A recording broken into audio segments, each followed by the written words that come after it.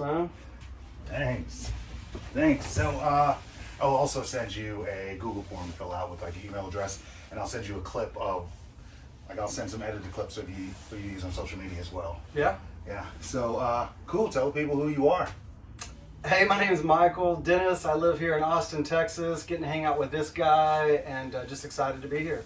Yeah. So you do comedy. How long have you been doing comedy? Started in January of 2024. Oh, so you're new. Yes. Oh, well, you have Fresh. you have a cheat code. You get plenty of stage time. Yeah, working as a pastor definitely helps being on a stage, but the delivery is completely different. Like just the way to approach communication, like the setup and build up is like so much faster with comedy. Yeah. Yeah. They're more forgiving, and Yes. I guess that's the whole thing, right? Yeah. Being forgiving. Yeah. Yeah. I find that like when I do a corporate gig, Yeah. a D- joke at a mic, I get like a standing ovation. Like the threshold for laughter is so Yes. low, Yeah. and it's like you leave a corporate stage, or you leave like a sermon, and you're like on top of the world, like I'm the funniest dude that's ever existed. Yes. And then you go to like a mic, and you're like, oh no. Crickets. Yeah. That's kind of what I wanted to say. I thought I can get a laugh on a Sunday. What if just strangers? Could you make strangers laugh? And I thought I want to do it one time, and it was horrible. Like I got done, and I spaced out. I don't even know what I said, for those 4 minutes. And I thought I don't ever want to do that again. And then by the time I got to my car, I thought I bet I could do something else. And that just kept going and going. And I would just go once a month, and then probably in June I'm trying to go at least once a week to get up somewhere, because it's a time commitment.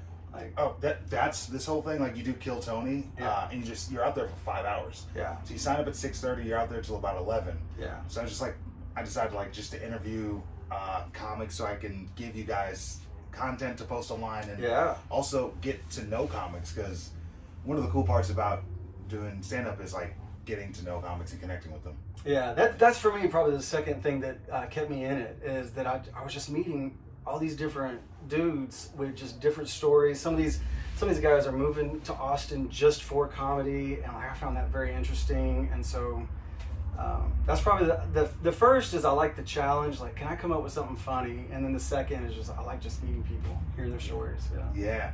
Yeah.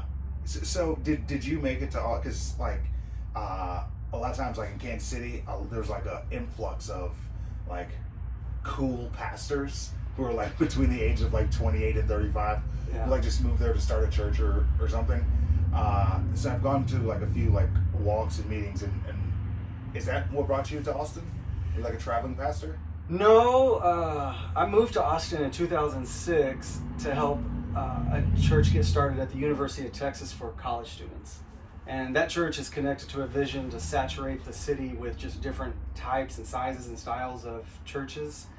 And so after about 3 years, they asked me, would you go start a church? And so they sent us out to start the church that I pastor now. Oh, okay. So when was that? 2009. Okay. Yeah. Oh, so it's been a minute. What's Yeah. the name of your church? It's called North Village Church. North Village Church. Mhm. It's like a physical building and everything. Yep. Would you consider holding a mic there? I'm wanting to. I was want just joking, but I want it to be a clean mic. And, Yeah. and there's not a lot of clean comics in Yeah. Austin. And so I've only met 3, and none of them have enough audience to yeah, put together a show. yeah. I'm clean outside of here. Yeah. So I'll do things here just to like try out, but being a youth speaker and having to do that, I would. Yeah. Yeah, very clean.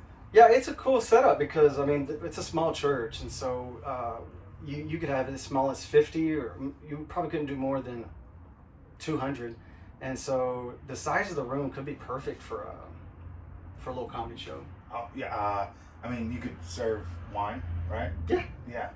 Yeah. No, that's Catholics. They drink.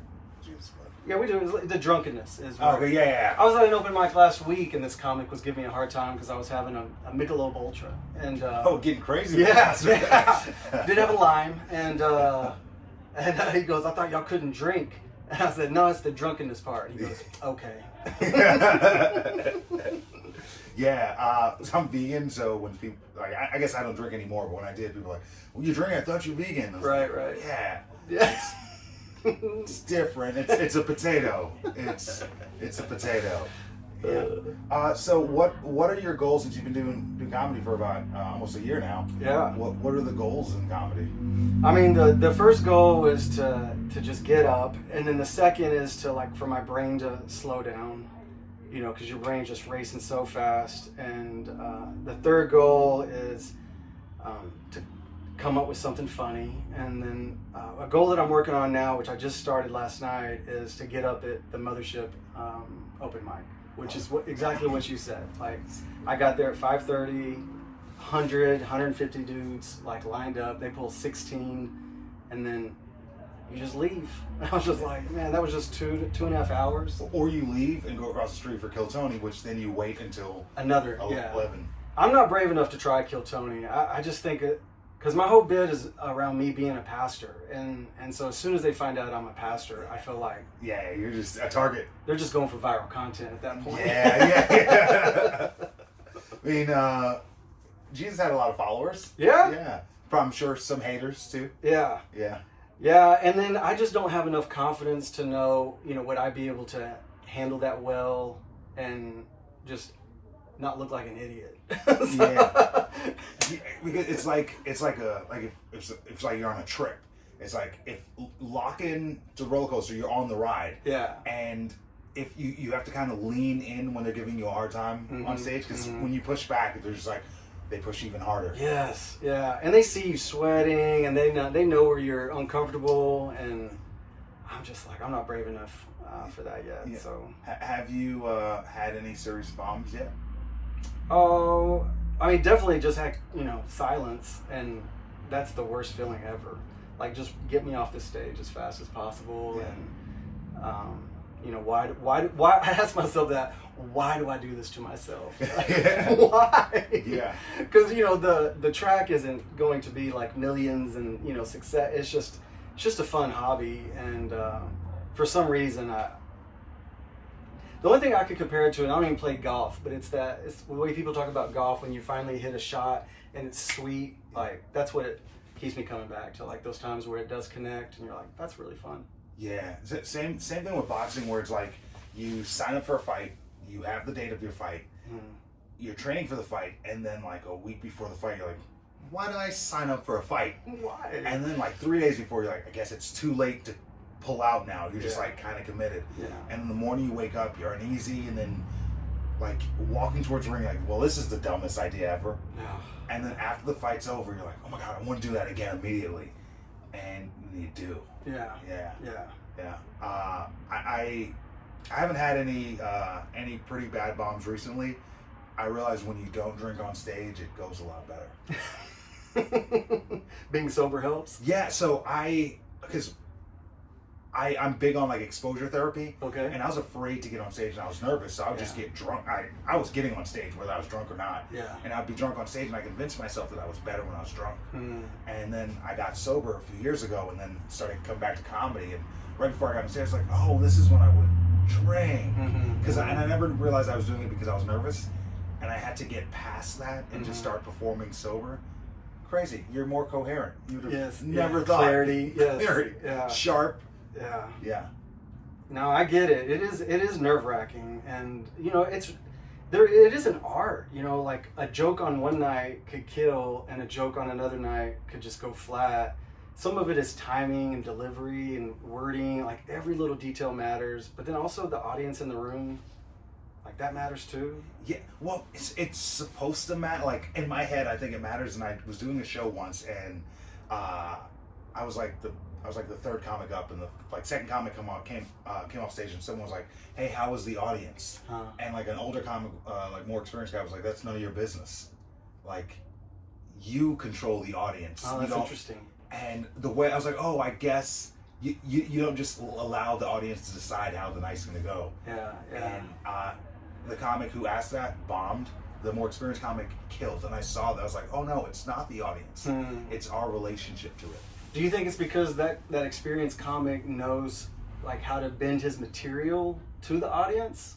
Oh yeah, probably. Yeah, that's probably a big part of it. Yeah. They say like listen to the comics before you to see what material to use. Yeah. But like if you don't have that much material, right, like no matter who's there, I'm delivering these jokes. Yeah. Yeah. This is what when I woke up this morning. This is what you guys were getting. Yeah. Yeah. So with your sermons on Sundays, how long do you go for?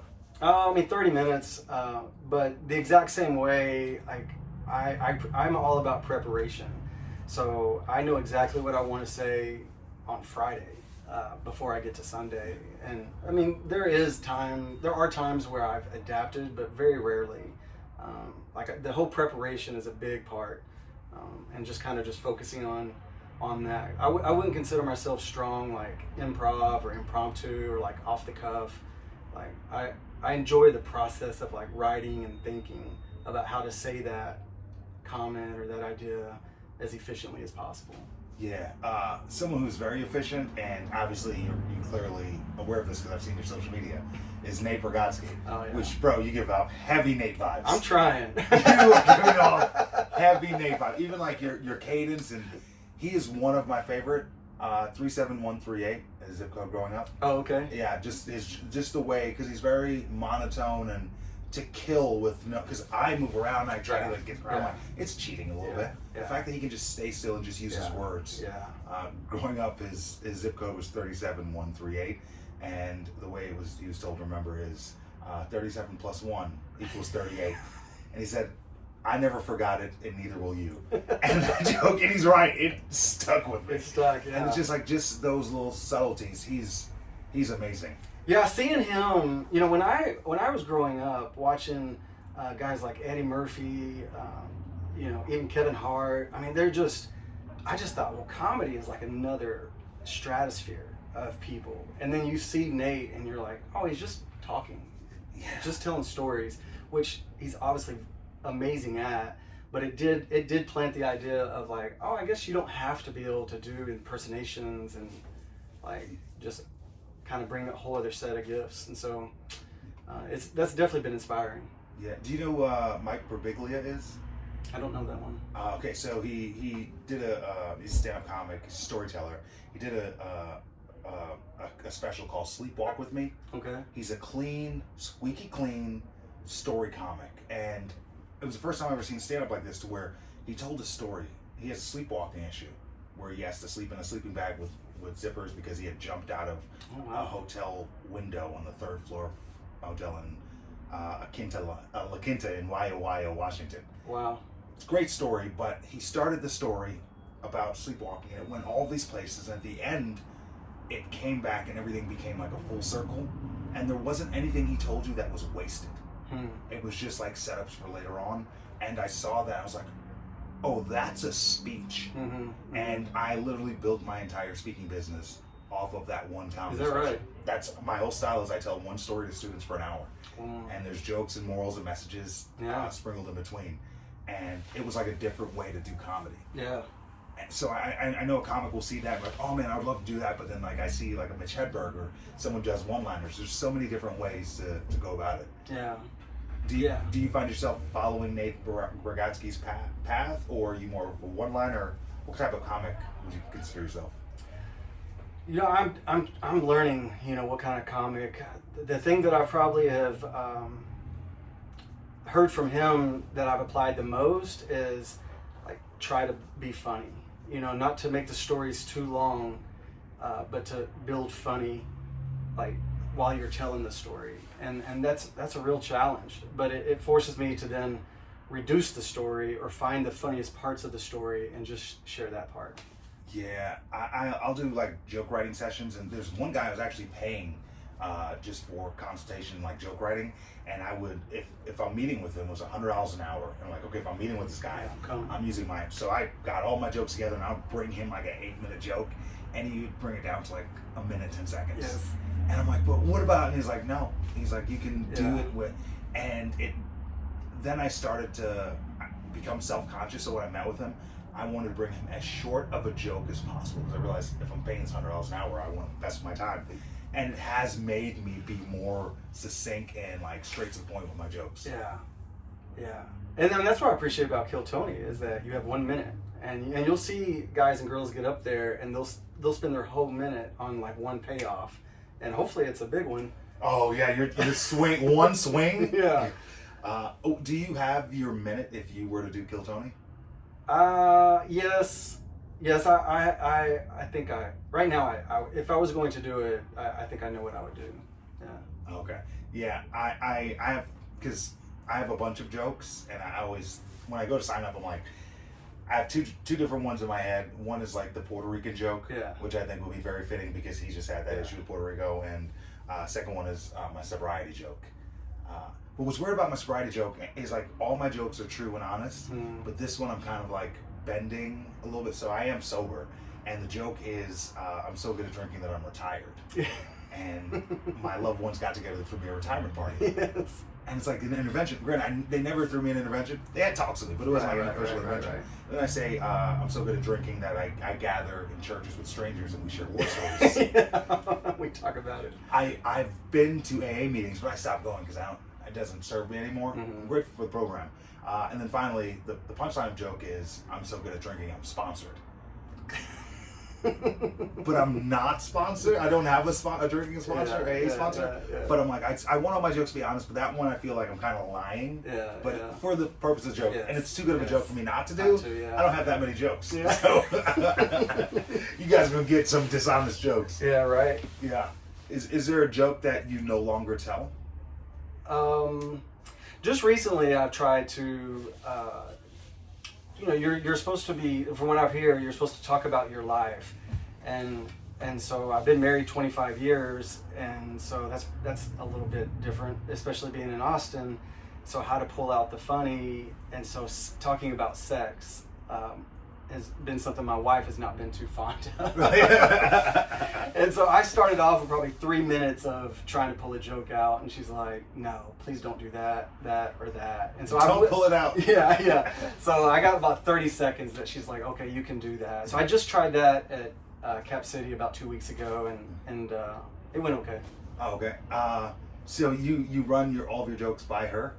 Yes, and that's the funny part because she's been with me the whole time I've been a pastor. She's an amazing wife, and she's heard me do thousands of sermons, and every sermon she says that was amazing. Like every time I get done, she's like, "That was amazing." I mean, I know it can't be true, but she's my wife, and I love hearing it. Yeah. The first time I did an open mic, I got done, and I'm like, "How was it?" And she says, "You could have been more funny." Yeah. She's not wrong. Yeah, she's like, well, we're 25 years in. She's not gonna leave me for being honest. Yeah. At least it means that she was honest about the sermons. So yeah, She's like, hey, keep your maybe. day job. So now I run everything past her, and she's been a good test. Like there's been times where I'm like, "You don't get it. It's funny," and then I've tested it out, and it's not funny. Yeah, it turns out. And so if I can get her to go, "Huh," like I'm like, okay, there's something there. Yeah. Do you? So the reason how I got started doing comedy at schools is I was doing speeches on bullying when I got involved in boxing. Okay. And instead of going to open mics and burning 2-3 hours to perform it, or 5 minutes, no one's paying attention, I started spending the last 5 minutes of my speech doing open mic material for students. Yeah. And it had to be like super clean. Yeah. But I realized like they like the jokes more than the speech, and that's kind of what allowed me to stretch it out. And now it's like a full hour talk. Nice. Yeah.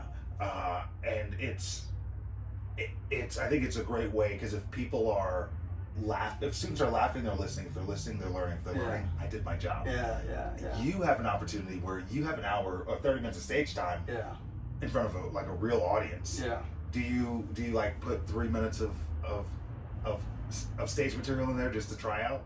I will use humor, but I have found that when I kind of what we started off with, what was funny in a sermon, I haven't been able to transfer that to the stage at an open mic because it comes across like a teaching moment, and I haven't quite figured out how to make that switch where a church service people laughed, and in an open mic I think people felt like I was either correcting them or challenging them.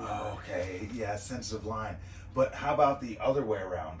Open mic jokes at your sermon. My wife has said that I've started to do that, and I've not done that intentionally. And so I don't know if it's necessarily jokes as much as maybe like one-liners or just like phrases. And she's like, "You do that at open mics," and I'm like, "What are you talking about?" And it's like just off the cuff kind of phrases. Probably finding your voice, and that's who you are. Yeah, So maybe. who you are, because you're the same person. Right. Yeah, so it seems like it's bleeding in, which means you're being your authentic self. Yeah, maybe. Yeah. Yeah, it's definitely an experiment. The church has been really cool. The people that they like to hear about it. They find it very interesting. I think the first person when they found out said, "Why are you doing that? You're not that funny." Yeah. I said, "Well, I could be," and so yeah, they've been really receptive and real supportive, and so that's been fun. Okay, cool. So would you share about like not coming off as like a teachable moment? I think there's such a large audience, because when I first started doing stand-up, of course you see what everyone else is doing, and they're like doing shows on Fridays and Saturdays. I just wanted stage time, so I just took a different approach. Like, screw it, I'll just speak on school stages and corporate events, and I took a different path. There is such a large audience for school teachers. I can't remember the name of the. It's like a school teacher comedy tour, and when I tell you, like, they're selling out thousands of seats, like arenas. You never heard of them, but I can't remember the name of it. But it's like huge. I think because there's such a huge market for educators, and it's usually teachers who quit teaching and started doing stand-up. Okay. And it's called Bored Teachers. So it's not like a seminar on teaching. No. It's pure entertainment. Pure entertainment. All the audience members are usually teachers or significant other teachers, because a lot of the teachers have former teacher jokes, make fun of students. Yes. And it's all clean. And it sells out like crazy. Yes. I think a lot of people know it's Jesus Gaius, Yeah. right? I think you're looking at a huge market because if you can, what I'm doing with speeches is I'm giving teachable moments with humor. Right. That's what you're doing. I think that's such an avenue, because my whole thing is I only want to do something that's funny so kids listen, or the audience listens. My corporate speech, it's funny too, like, because if it's boring, I'm not going to pay attention. Right. The fact that you're giving such a powerful message and a beneficial message of your religion, it's like, if you could make that palatable with humor, that's you could be the king of that genre. Yeah. It's definitely something I think about, and there is a reverence to what I do on Sunday morning that I don't want to give the impression that I'm being casual about it, and I haven't quite figured out how to do that. If it felt like I was intentionally trying to test out some jokes on our church family, I think it could feel a little weird. Yeah. Running a solid 5. Yeah. So I don't. But I do work in. I don't know that it would work at an open mic, but humor is a huge part of it. Right? Yeah. Well, my advice I'll give you is don't change what you're doing to appease the open mic. That's not your audience, because those are just comics. Yeah. Who are also looking for their audience. Yeah. And it's easy to fall into, because I was doing this for a while, playing to the comics.